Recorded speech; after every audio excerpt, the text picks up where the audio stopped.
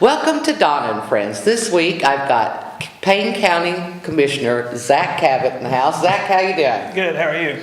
Well, it's great to have you here. This is your first time to visit, and I'm so happy that you're here. And we're going to learn a little bit about Zach before we move on to the county needs and hopes and wishes. Zach, tell us a little bit about yourself.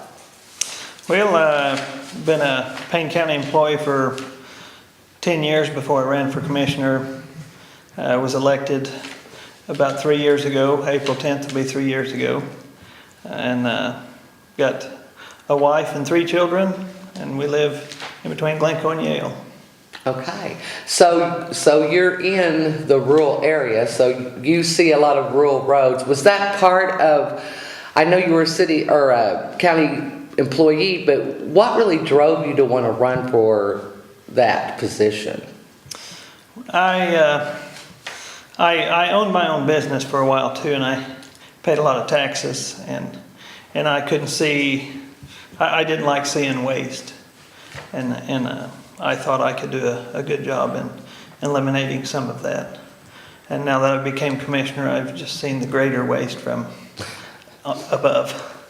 You know, from state and federal. It's just let me see more of the waste at that level. Yeah, and I think that is kind of an eye-opener once you're getting one of those positions. Zach, what do you feel are the greatest needs for Payne County in the way of roads and bridges of what you do? Well, I know the oil field truck traffic has caused premature deterioration of some of the roads. But, you know, I'm not against them by no means. It has helped the economy tremendously. I think some of the greatest needs, we're trying to get a program together now that we're going to be ditching and hauling rocks and getting a bunch of the ditches opened up. But I think training the grader maintainers how to grade the roads and just getting them motivated to want to, when they see a potential issue, to address it instead of ignoring it. Yeah, and I think that probably goes on a lot. What do you think is the worst area in Payne County as far as roads? Well, like the condition or the... Mm-hmm. I don't know. I've driven some other counties, and I really think that Payne County roads are really in pretty good condition. I go through 2 miles of Pawnee County roads every morning to come to work, and they are much worse than ours. We're fortunate; we do have a pretty good tax base, so we're able to maintain our roads a little better than a lot of other counties. So we may have people within our county that feel like the roads, oh, they could fix this or they could do that as far as county roads, but you're saying from other counties, we're really pretty fortunate. Yeah, I believe so. And there's always some work that can be done. Sure, there's always going to be, yeah. Always improvements that could be made. And every time I'm driving down one of our roads, I'm constantly looking, well, this could be done, this could be done. Well, we're limited with resources and men and money, yeah, to get the jobs done. Yeah. How many employees or people work in your department? At the District 1 barn, we have more employees now than I believe we had the entire time I worked there. Right. I believe we have 22 employees. All right. So of those 22 employees, how many might be out any given day doing road work? Well, we have one guy, his main job is ditching and building, preparing roads for new blacktop. Okay. And then we have 9 road graders. So we have a lot of operators, but you know, like the weather this past little while, we've had the snows and the rains, and we really don't want to grade before a rain. And the slow soaking in rains make the roads worse than a fast rain. And so they have gotten pretty rough here lately. And then we've got people that have removed their fence. Well, in order to build a road up nicely, while they've got their fence out, we want to slope that bank and put the dirt on the road, build the road up. So we've had 3 projects going at once, which has been really hectic because the graders, when they're building a road, they're not able to go out and grade roads like they should. So it's kind of been a mess. And then we get the rains, and then it stalls the road working project and grading. And but right now we're doing an office remodel, and when it rains, the county's employees are really versatile in the things they know how to do. So we're doing the remodel in-house. The cheapest bid we received was around $60,000 to remodel the office, and I believe once it's all said and done, using county hands, we'll have it done for less than 30. Well, now that's something I think to really commend you on, is to get those bids, but then be able to take the work on within your department and save that money. Wow. Well, I have to give credit to the employees for their willingness and their talents and willing to use it for us. On the subject of equipment, Zach, do you feel like you pretty well have everything that you need to do the work for Payne County? Yeah, we recently just purchased a reclaiming machine which grinds asphalt, and we use it to mix soil cement, which is what we use to stabilize a roadway before hard surfacing it. That was at a price of $450,000. And a new grader is running around $255,000. So the equipment we have is very expensive, but I believe we have the equipment needed to do the job. Well, let's talk about goals that you might have for Payne County. Let's just play this game of what if. If you could do anything in Payne County you wanted for your department, what would it be? The number one thing, what would it be? This may not relate and directly answer your question, but I would like to, and it's hard coming from me, but I would like to see the sales tax go up to benefit the roads.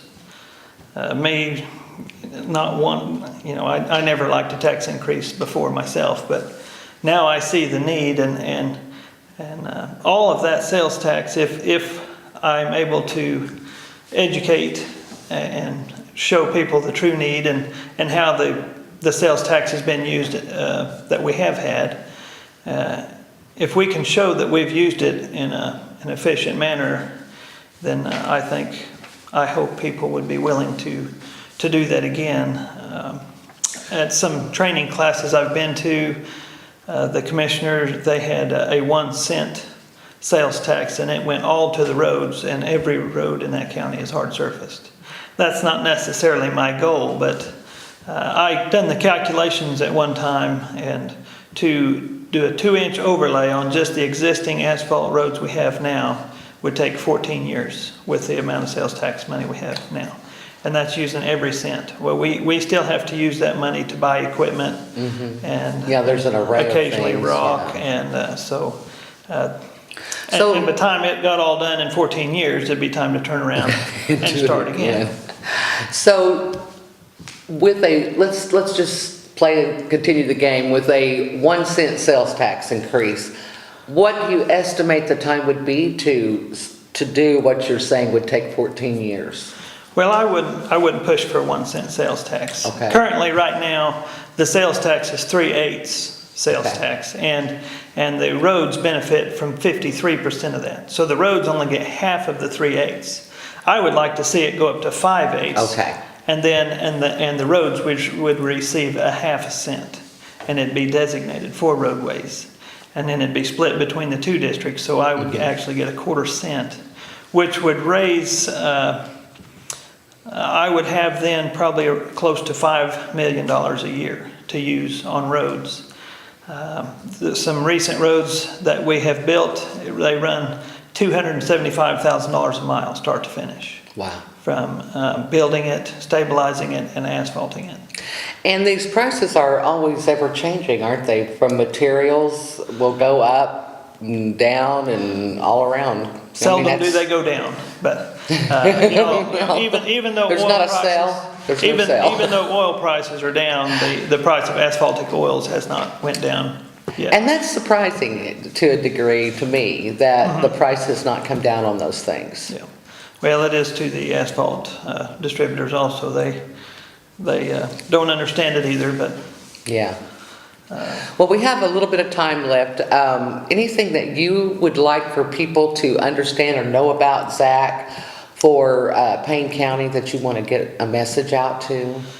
well, right now it's in legislation for our SERB money, which is County Improvements for Roads and Bridges, and they're wanting to tap into that funds to help supplement other departments.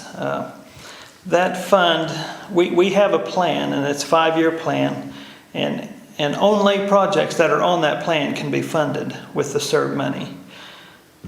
And if they take that, right now, Norfolk Road, 3 miles north of 33, is scheduled for SERB money. If that fund is affected, and it just depends, I don't think the question is if it is, but how much it is. Our 5-year plan, the same projects that are on our 5-year plan could turn into about a 15-year plan. So, with all this talk at the Capitol with the budget and everything, we need to keep that in mind for sure. And I know that's been kind of a hot topic at our legislative luncheons. Well, Zach, I'm in agreement with you on that. I think we should keep it as it is, because we do need to keep up with our county roads, and I think they need to take another look at the Capitol. I certainly do. Well, we're really out of time, Zach, but will you come back again and visit with us and talk more about the county? Yeah, that'd be great. Okay. Well, you're watching Donna and Friends, and we'll be right back.